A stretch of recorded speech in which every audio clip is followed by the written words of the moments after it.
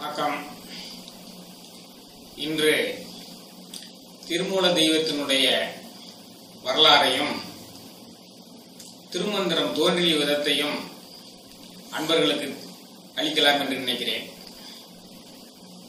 திருமூல தெய்வம் கிறிஸ்து பிறப்பதற்கு 6000 வருடங்களுக்கு முற்பட்டவர். அவர் 3000 வருடங்கள் கைலாய மலையில தவம் மேற்கொண்டு இருந்துதான் அந்த நாதன் என்ற அந்தஸ்தை பெற்றார். அதன் பின்னர் அவர் தவம் மேற்கொண்டுதான் திருமந்திரத்தை எழுதினார். திருமந்திரம் கிறிஸ்து பிறப்பதற்கு 3000 ஆண்டுகளுக்கு முற்பட்டது. இன்றைக்கு 5126 ஆண்டுகளுக்கு முற்பட்டது என்று சொல்ல வேண்டும். அப்ப இந்த திருமூல தெய்வத்தினுடைய வரலாறும் திருமந்திரத்தினுடைய தோற்றமும் கிட்டத்தட்ட ஒன்றுதான். அதை அன்பர்களுக்கு தெரிவிக்க வேண்டும் என்று நினைக்கிறேன். சில அன்பர்களும் திருமந்திரத்துல இவ்வளவு பதிவுகளை போட்டுட்டீங்க, திருமந்திரம் எப்படி தோன்றுச்சுங்கிறத சொன்னா நல்லா இருக்கும்னு சொல்லி கருத்துக்களை தெரிவிச்சிருந்தாங்க. அதுக்காக சொல்றேன். அப்போ நம்ம இந்தி சமயத்துல நந்திகள் என்பவர்கள் யாரு, நாதர்கள் என்பவர்கள் யாருங்கிறத நீங்க உங்களை தெரிந்து கொள்ள வேண்டியிருக்கு. நந்திகள் என்பவர்கள் யாரு? நந்திகள் என்பவர்கள் சிவனுக்கு நந்தின்னு ஒரு சிறப்பு பேர் உண்டு. அது வேற விஷயம். இந்த நந்திகள் என்பவர்கள் இறைவனிடம் நேரடியாக ஞானம் பெற்றவர்கள் நந்திகள் என்று அழைக்கப்படுவார்கள். அதுல முதற் குருநாதனான நந்தீஸ்வரன் நேரடியாக ஞானம் பெற்றவர். அது நம்ம நந்தியினுடைய தோற்றமும் சிறப்பும் சொல்லி ஏற்கனவே ஒரு பதிவு வெளியிட்டு இருக்கு. அதை நீங்க எல்லாரும் பார்க்கலாம். 1000 வியூவர்ஸ்க்கு மேல பார்த்திருக்கீங்க. அதான் முதல் குருநாதனான நந்தீஸ்வரன். அவர் இறைவன்ட நேரடியாக ஞானம் பெற்றவர். அவரு திருவாரூர்ல ஜபேஸ்வரன் என்ற பெயர்ல சிலாதருக்கும் சித்திரவதிக்கும் மகனாக பூமியிலிருந்தே எடுக்கப்பட்டு வளர்க்கப்பட்டு அவர் சிவனிடம் தவம் மேற்கொண்டு ஞானம் பெற்று சிவனுடைய அருளால முதற் குரு நாதனாகி நந்தி வாகனமாகவும் ஆகப்பட்டவர். அவர் முனிவர்களுடைய அத்தனை பேர்களையும் அவர்கிட்ட கேட்டு பெற்றவர். நந்தீஸ்வரன் என்ற பட்டம் பெற்றவர் முதல் நந்தி. அப்போ அடுத்த நந்திகள் யாரு? சனகர், சனந்தர், சனாதரர், சனத்குமாரர். ஏற்கனவே தட்சிணாமூர்த்தியினுடைய வரலாறு சொல்லும் பொழுது, தோற்றம் சொல்லும் பொழுது இதை சொல்லியிருக்கோம். இவர்கள் படைப்பில் பிரம்மனுக்கு உதவுவதற்காக தோற்றுவிக்கப்பட்டவர்கள். வேதத்தின் மேல் கொண்ட சந்தேகங்களை தீர்ப்பதற்காக இவர்கள் தேடி அலைந்த பொழுது சிவபெருமானே தட்சிணாமூர்த்தியாக இவர்கள் முன்னால் தோன்றி இவர்களுக்கு நேரடியாக அருள் பாலித்ததுனால இவர்கள் நந்திகள் என்று அழைக்கப்படுகிறார்கள். அப்போ ஏற்கனவே நந்தீஸ்வரர் அவர் சிவனுடைய இருக்கிறார், கைலாய மலையை காவல் கொண்டிருக்கிறார், முதற் குருநாதன் ஆயிட்டார். இந்த நந்திகள் சனகர், சனந்தர், சனாதர், சனத்குமாரர் தட்சிணாமூர்த்தி அருள் பெற்று படைப்பு தொழிலுக்கு உதவியாக இருக்கிறார்கள். அப்ப நம்ம நந்தீஸ்வரர்கிட்ட அவர் தான் முதற் குருநாதன் ஆகிட்டாரு. எனக்கு என் மூலமா தான் உலகத்தவர்களுக்கு பூராமே சிவ தத்துவம் பரமன்னு சொல்லி வரவாங்கிட்டதுனால அடுத்து தவம் மேற்கொண்டவர்களுக்கு பூராமே நம்ம சாட்சாத் நந்தீஸ்வரர் தான் ஞானத்தை வழங்குறாரு. அப்படி நந்தியிடம் ஞானம் பெற்றவர்கள் நாதர்கள் என்று அழைக்கப்படுகிறார்கள். அப்படி நந்தியிடம் ஞானம் பெற்றவர்கள் தான் சிவயோக மாமணி, மன்று தொழுத பதஞ்சலி, வியாக்கிரமர், சுந்தரநாதன் என்ற திருமூலர். சுந்தரநாதன் திருமூலர்ங்கிற பெயர் அவர் வர்றதுனால அவருடைய இயற்பெயர் சுந்தரநாதன். அப்ப இவர் கிறிஸ்து பிறப்பதற்கு 3000 ஆண்டுகளுக்கு முன்னாலேயே பிறந்து 3000 ஆண்டுகள் இறைவனை நோக்கி தவம் மேற்கொண்டு தன்னுடைய தவப்பேற்றின் காரணமாக நந்தியம்பெருமானிடம் இந்த அருள் பெற்றவர். நந்தி அருள் பெற்ற நாதரை நாடினின் நந்திகள் நால்வர். இதைத்தான் சொல்றாங்க. நந்தி அருள் பெற்ற நாதரை நாடின் நந்திகள் நால்வர். அந்த நால்வர் தான் நம்ம ஜனகர், சனந்தர், சனாதரர், சனத்குமாரர். நந்தி அருள் பெற்ற நாதரை நாடின் நந்திகள் நால்வர். சிவயோக மாமணி, மன்று தொழுத பதஞ்சலி, வியாக்கிரமர் என்றிவர் என்னோடு என்மரும் ஆமே. அப்ப 8வதாக அருள் பெற்றவர் தான் இந்த சுந்தரநாதன். அப்ப அந்த 4 பேருமே படைப்புக்கு தொழிலுக்கு போனதுனால இந்த நாதர்கள் என்ற பேர் பெற்ற 4 பேருமே மிச்சம் இருக்கிறாங்க. இறைவன் அவர்களை பார்த்து 4 பேரும் 4 திசையிலையும் போய் நீங்க என்னிடம் கற்றுக்கொண்ட நந்தியிடம் கற்றுக்கொண்ட ஞானத்தை எல்லாம் 4 திசையில் உள்ள மக்களுக்கும் சொல்லுங்கள் என்று சொல்கிறார். அப்ப 4 பேரும் 4 திசைக்கு ஒருத்தரா வராங்க. அதுல தென் திசைக்கு வந்தவர் தான் சுந்தரநாதன். அவர் இப்போது அவருடைய பெயர் சுந்தரநாதன் தான், இன்னும் அவர் திருமூலர் ஆகல. 4வரும் 4 திசை கொன்றாய், நாதர்கள் 4வரும் நானாவித பொருள் கை கொண்டு, 4வரும் நான் பெற்றது எல்லாம் பெருகன, 4வரும் நாதராய் தேவராய் ஆனார்களே அப்படின்னு சொல்லி ஆளுக்கு ஒரு திசைக்கு போறாங்க. அதுல தென் திசைக்கு வந்தவர் தான் நம்ம சுந்தரநாதன். தென் திசைக்கு வந்து விட்டார். தென் திசைக்கு அவரு முதல்ல கேதாரத்துல உள்ள திருக்கேதாரத்துல உள்ள அந்த சிவனை வழிபடுறாரு. அதுக்கு பிறகு காஞ்சிபுரத்துல உள்ள சிவனை வழிபடுறாரு. அதுக்கு பிறகு சிதம்பரத்தில் உள்ள சிவனை வழிபடுகிறார், நடராஜனை வழிபடுகிறார், திருவதிகை சென்று வழிபடுகிறார். அதன் பிறகு திருவாவடுதுறையில் உள்ள சிவனை வழிபடுகிறார். திருவாவடுதுறையில் சிவனை வழிபட்டு விட்டு அவருடைய திட்டம் என்னவென்றால், பொதிகை மலையில் இருக்கின்ற தமிழ் பணி ஆற்றிக் கொண்டிருக்கின்ற அகத்திய முனிவரை சென்று காண வேண்டும் என்பது அவருடைய ஆசை சித்தம். அதற்காகத்தான் தென்பகுதியை நோக்கி வந்து கொண்டிருக்கிறார். அது திருவாவடுதுறை வரைக்கும் வந்துவிட்டார். திருவாவடுதுறை சிவனையும் தரிசனம் செய்து விட்டார். திருவாவடுதுறை சிவனை தரிசனம் செய்துவிட்டு அவர் மெதுவாக தெற்கு நோக்கி பயணம் செய்யும் பொழுது திருவாவடுதுறைக்கு அருகில் சாத்தனூர் என்ற கிராமம் வருகிறது. அந்த சாத்தனூர் என்ற கிராமத்தினுடைய வெளிப்பகுதியில் உள்ள காட்டுப்பகுதியில் மெதுவாக நடந்து கொண்டிருக்கிறார். அங்கு ஓரிடத்தில் பசுக்கள் எல்லாம் கண்ணீர் சிந்தி கவலையாக நிற்கின்றன. எடை தேடாமல் பசுக்கள் எல்லாம் கவலையாக நிற்கின்றன. அருளாளர்களுக்கு எந்த உயிர் துன்பப்பட்டாலும் உடனே சென்று அந்த துன்பத்தை தீர்க்க வேண்டும் என்று நினைப்பார்கள். அப்படிப்பட்ட நிலையில் இருந்த சுந்தரநாதனும் உடனே அருகில் சென்று பார்த்தார். அதில் ஒரு சாத்தனூரை சேர்ந்த மாட்டுக்கார மூலன் என்பவன் இறந்து கிடக்கிறான். அவனுடைய பிரிவை துயரை தாங்க மாட்டாமல் இறை தேடாமல் பசுக்கள் எல்லாம் கண்ணீர் வடித்துக் கொண்டிருக்கின்றன. அவன்தான் சாத்தனூரை சேர்ந்த மாட்டுக்கார மூலன். ஐயோ, பசுக்கள் எல்லாம் இப்படி துன்புறுகின்றனவே, இறை தேடாமல் செத்துவிடக் கூடாதே. இந்த பசுக்களை நாம் ஆசுவாசப்படுத்துவதற்காக வேண்டி நம்மளுடைய கூடு விட்டு கூடு பாயும் வித்தையை பயன்படுத்தி சற்று நேரம் இந்த மூலனை எழுப்பித்தால் என்ன என்று இவருக்கு தோன்றுகிறது. சுந்தரநாதன் தன்னுடைய உடம்பை பத்திரமாக ஒரு இடத்தில் வைத்துவிட்டு புதரில் மறைத்து வைத்துவிட்டு அந்த தன்னுடைய சுந்தரநாதன் என்ற ஆன்மா என்ற ஜீவன் என்ற உயிரை செத்து கிடக்கக்கூடிய மூலன் என்ற உடம்புக்குள் புகுத்தி விடுகிறார். மூலன் எழுந்து விட்டான். இப்பொழுது சுந்தரநாதனுடைய ஆன்மா மூலனுடைய உடலில் இருக்கிறது. நன்றாக தெரிந்து கொள்ளுங்கள். அப்ப அந்த மாட்டுக்கார மூலன் எழுந்தவுடன் மாடுகளுக்கு மகிழ்ச்சி, நன்றாக இறை தேடுகின்றன. மாலை வேளையும் வந்தது. மாலை வரை நன்றாக உணவருந்திய பசுக்கள் தானாகவே தத்தம் இல்லங்களுக்கு செல்லலாயின. இந்த திருமூலனுடைய உடம்புக்குள் இருக்கக்கூடிய சுந்தரநாதனும் திருமூலர் தோற்றத்துடனே மாடுகளை பின்பற்றி செல்கிறார். மாடுகள் தத்தம் இல்லத்தில் சென்று அடைந்து விட்டன.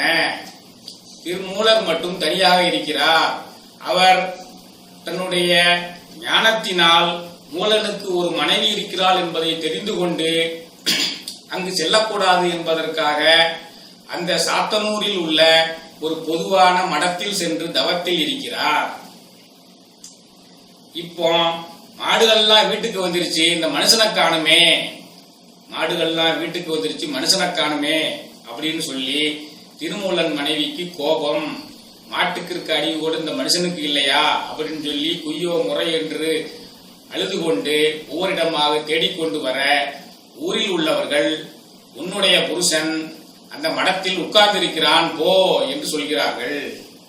அந்த மடத்துக்கு வந்து பார்த்தால் திருமூலன் உடம்புக்குள் சுந்தரநாதன் உயிர் இருக்கக்கூடிய அந்த உடம்பு, அந்த ஜீவன் வந்து மடத்தில் இருக்கிறது. கையை பிடித்துக் கொண்டு இழுத்து வருகிறார் மூலனுடைய மனைவி. இவர் கையை உதறிவிட்டு, ஐயோ நான் உன் கணவன் இல்லை, நான் சுந்தரநாதன், மாடுகளினுடைய நன்மைக்காக செத்து கிடந்த உன் கணவனின் உடலுக்குள் புகுந்திருக்கிறேன் என்று சொல்கிறார். என் கணவருக்கு பேய் பிடித்து விட்டது, உளறுகிறார் என்று அவர் ஊரில் உள்ளவர் அனைவர்கள் எல்லாம் கூட்டு முறையிடுகிறார். ஊர்க்காரர்கள் எல்லாரும் வருகிறார்கள். நடந்ததை சுந்தரநாதன் திருமூலர் உடம்பிலிருந்து சொல்கிறார். இந்த மாதிரி மாட்டுக்களினுடைய துயரை தீர்ப்பதற்காக இந்த மாட்டுக்கார மூலனுடைய உடம்புக்குள் புகுந்திருக்கும் நான் சுந்தரநாதன், நான் மூலன் இல்லை என்று சொல்கிறார். ஊரில் உள்ளவர்கள் அனைவருமே வந்து ஆராய்ந்து பார்க்கிறார்கள். இந்த மாட்டுக்கார மூலனுக்கு தொடர்ச்சியாக ஒரு வார்த்தை கூட பேச தெரியாதே, அவன் அப்பாவியே, இவர் தெளிந்த சிந்தனையுடன் ஞானத்துடன் பேசுகிறாரே, இவர் சொல்வது உண்மைதான், இவர் வந்து ஞானிதான், சுந்தரநாதன் என்ற ஞானிதான் வந்து மூலன் உடம்புக்குள் இருக்கிறார் என்று சொல்லி அவருடைய மனைவியிடம் எடுத்து சொல்கிறார்கள். உன்னுடைய கணவர் இவர் இல்லை, இவர் அவர் இல்லை என்று சொல்கிறார்கள். அதை அவளும் உணர்ந்து கொண்டு அந்த திருமூல தெய்வத்தினுடைய காலில் விழுந்து கும்பிட்டு வீட்டிற்கு சென்று விடுகிறாள்.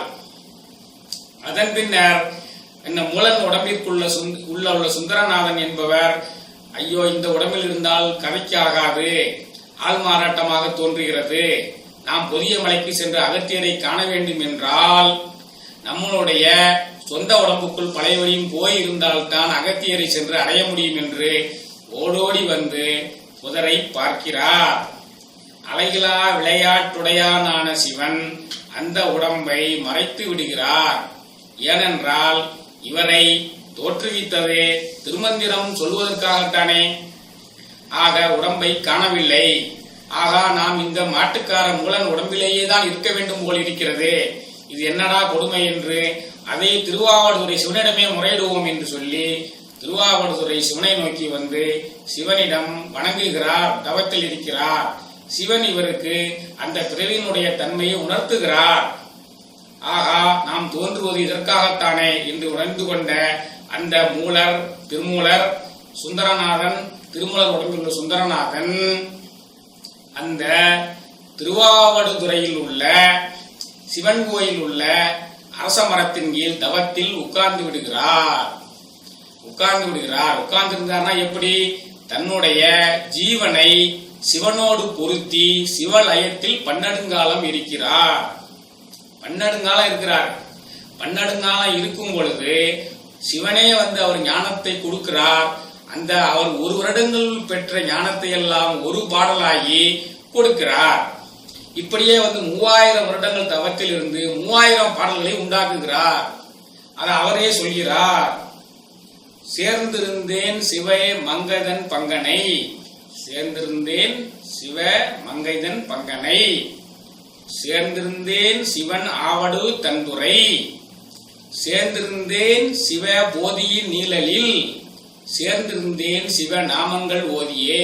சிவனுடைய நாமங்களை சொல்லி திருவாவடுதுறையில் உள்ள சிவன் கோயிலில் உள்ள அரச மரத்தின் கீழ் நான் உட்கார்ந்திருந்தேன். அவரே சொல்றார்.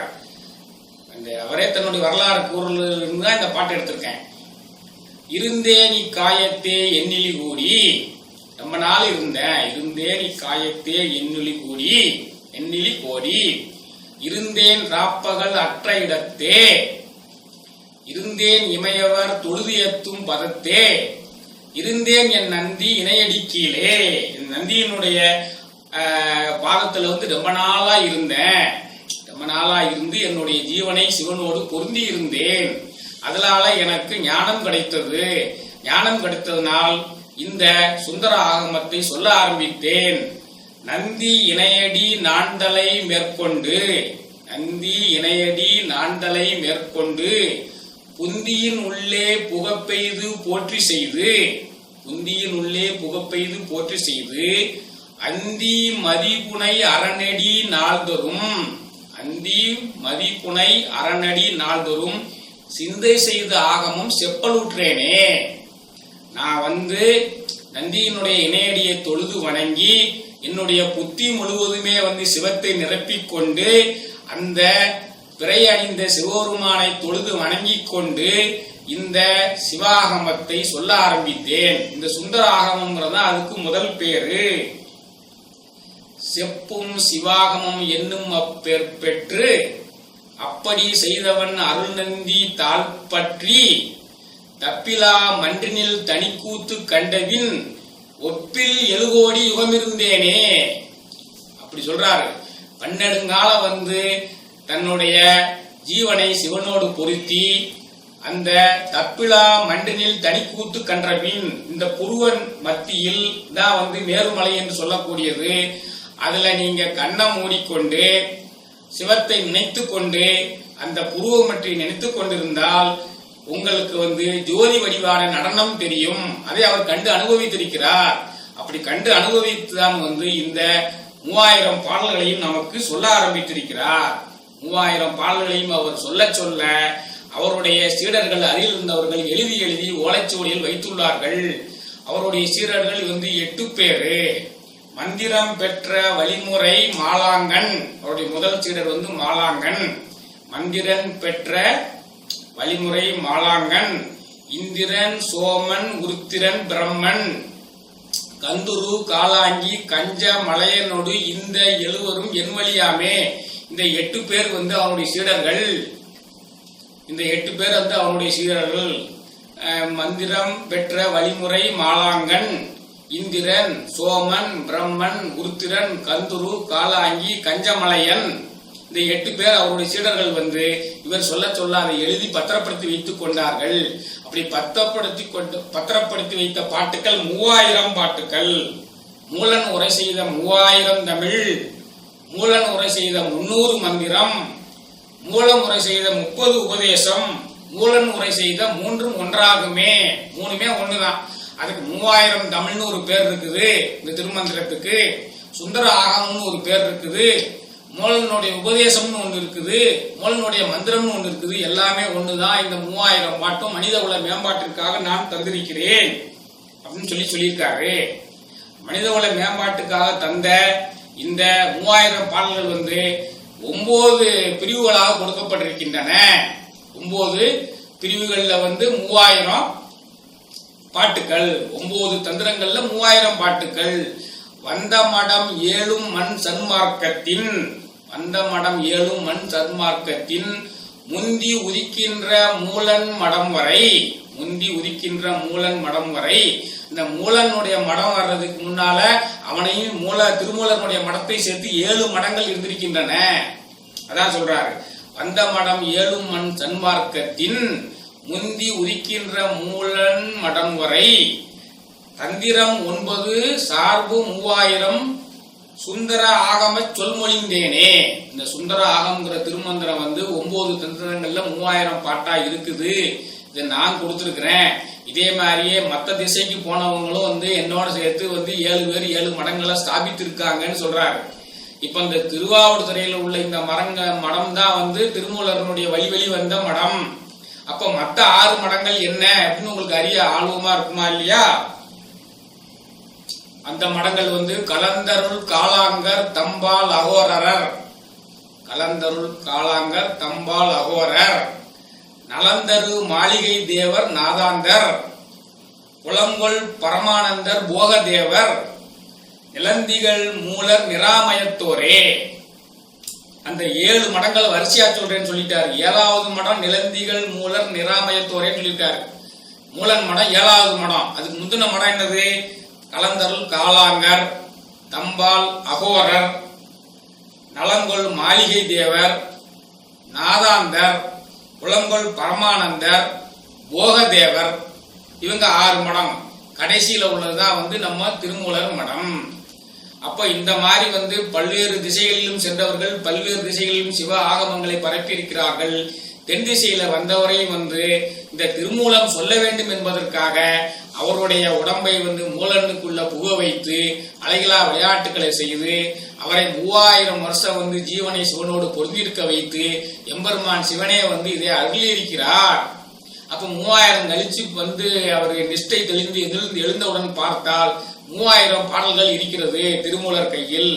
திருமூலர் இதை தக்க சமயத்தில் தான் உலகோருக்கு கொடுக்க வேண்டும் என்று உணர்ந்து திருவாவூர்துறை ஆதீனத்தின் கீழ் உள்ள அந்த சிவன் கோயிலில் உள்ள கொடிமரத்திற்கு அடியில் இதை பத்திரப்படுத்தி விட்டு சென்று விடுகிறார். பத்திரப்படுத்தி விட்டு எங்கு செல்கிறார்? நேரே சிவனிடம் சென்று சிவன் சிதம்பரத்தில் உள்ள சிவன் ஆலயத்திற்கு சென்று நேரடியாக சிவனுடன் இணைந்து விடுகிறார். இந்த உலகத்தில் இருந்து சிவ உலகத்தில் சென்று சிவகணங்களுள் ஒன்றாக சிவனுடன் சேர்ந்து விடுகிறார். திருமூலரனுடைய இந்த அவதாரம் இந்த திருமந்திரத்தை தோற்றுவிக்க வேண்டும் என்பதற்காகத்தான் அவருடைய நல்வினை பயனின் காரணமாக ஒரு மகானாக பிறந்து அந்த திருமந்திரத்தை செய்வித்து திருமந்திரத்தை பத்திரப்படுத்தி விட்டு சென்று விட்டார். இந்த திருமந்திரம் உலகோருக்கு எப்படி கிடைத்தது? இது கிறிஸ்து பரப்புவதற்கு 3000 ஆண்டுகளுக்கு முன்னால் தோன்றியது அல்லவா? இப்பொழுது அதன் பிறகு தோன்றிய நம்மளுடைய காலத்திற்கு மிக அருகாமையில் தோன்றிய அப்பர், சம்பந்தர், சுந்தரர், மாணிக்க வாசகர்கள் ஒவ்வொரு கோயிலாக சென்று திருப்பதியங்களை பாடிக்கொண்டிருந்தார்கள். அப்படி ஒரு சமயம் திருஞான சம்பந்த பெருமான் திருவாவூர்துறையில் உள்ள சிவன் கோயிலுக்கு சுவாமி தரிசனம் செய்யும் பொழுது அவர் கொடிமரத்தின் கீழ் இருந்து அபரிமிதமான ஒரு பரிமள வாசனை வருவதை கண்டார். அவருக்கு மட்டும்தான் தெரியும். இதை புரிஞ்சுக்கிடுங்க. அதான் அவன் அருளாலே அவன்டால் வணங்கி அப்படிங்கிறது. அப்ப எப்ப ஞான குருவா வெளிப்படுவாங்கன்னு நான் சொல்லியிருக்கேன்.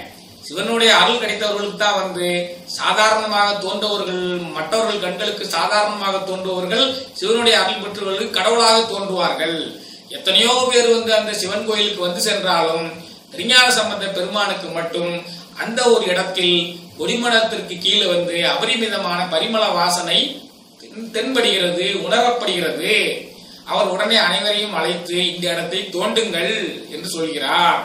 அப்படி தோண்டி எடுத்துதான் திருஞான சம்பந்தர் காலத்தில் தான் இந்த திருமந்திரம் உலகோருக்கு அளிக்கப்பட்டது. அதையே சில பேர் திருமந்திரம் தோன்றிய காலம் என்று தவறாக சொல்கிறார்கள். உண்மையிலேயே திருமந்திரம் கிறிஸ்து பரப்பதற்கு 3000 ஆண்டுகளுக்கு முன்னாலே தோன்றியது. முதல் வந்த ஆகம நூல் தான். அந்த திருமந்திரத்தை காலை எழுந்து கருத்தெடுந்து ஓதிடின் ஞான தலைவனை நன்னுவர் அன்பிலேன்னு அவரே சொல்றாரு. மூலன் உரை செய்த 3000 தமிழ் காலை எழுந்து கருத்தர ஓதிடின் ஞான தலைவனை நன்னுவர் அன்பிலே.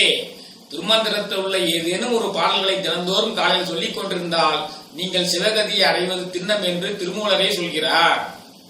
ஆக அப்படிப்பட்ட இறைவனால் அருளப்பெற்ற ஞான நூல் திருமந்திரம்.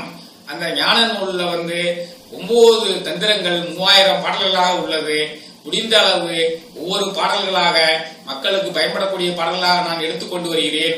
அந்த வகையில் திருமூலரனுடைய தோற்றமும் எப்படி வந்தது, திருமந்திரமும் எப்படி தோன்றியது என்பதை சொல்லுங்கள் என்று நண்பர்கள் கேட்டுக்கொண்டதற்கெனங்க இன்றைய இந்த பதிவை வெளியிடுகிறேன்.